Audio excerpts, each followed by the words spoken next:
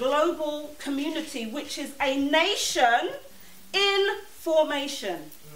That is not Africa of today, with the borders that Europeans left, that we maintain. That's not what we're talking about. When we're talking about repatriation, the limited conceptualization is repatriation to a specific existing country. But our ancient right to repatriation is a right to the whole continent. Word. Because even if we look at whatever, if we know our ancestries and where we've come from, we know that our people traveled.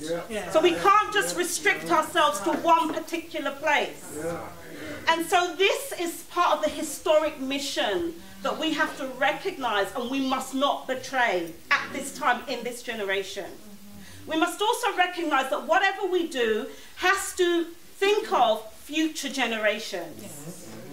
Okay? Now, if we're talking about being African, let's also think African. That's right. Yeah. Let's also conceptualize repair in an African way. Word. But we talk about being African and we love to use European frameworks and dichotomies.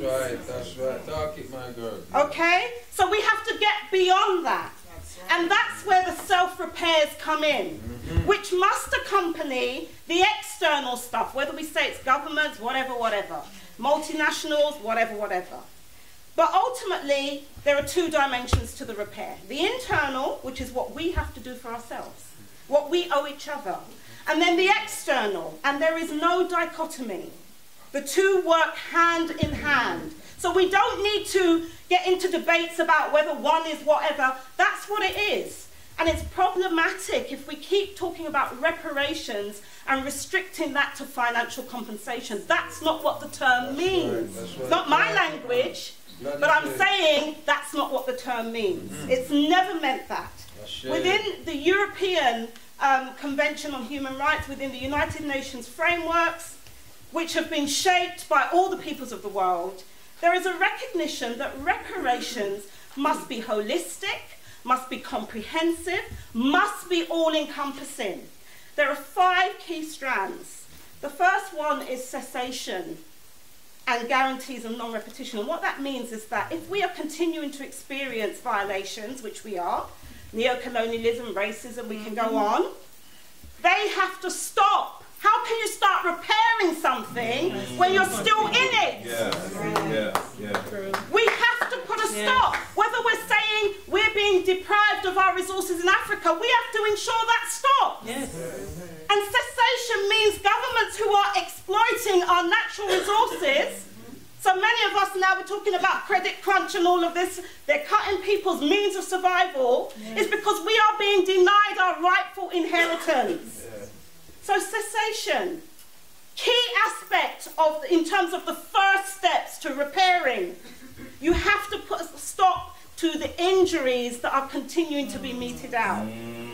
Then we have restitution, which means to put us back in the position we would have been in had slavery, colonialism, contemporary neo-colonialism, global apartheid, racism, you name it. Arabism. Had all these things not occurred, where would we be? And this is not saying we're going back 500 years or 2,000 years.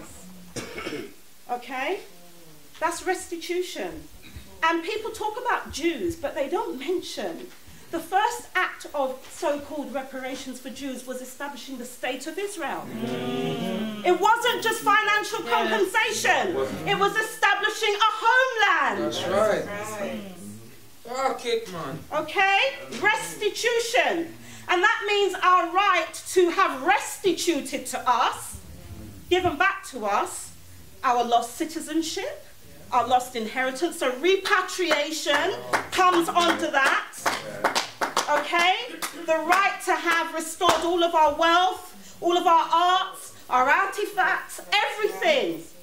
Our place, our family lineages, all of that, restitution. Okay? Then we have satisfaction.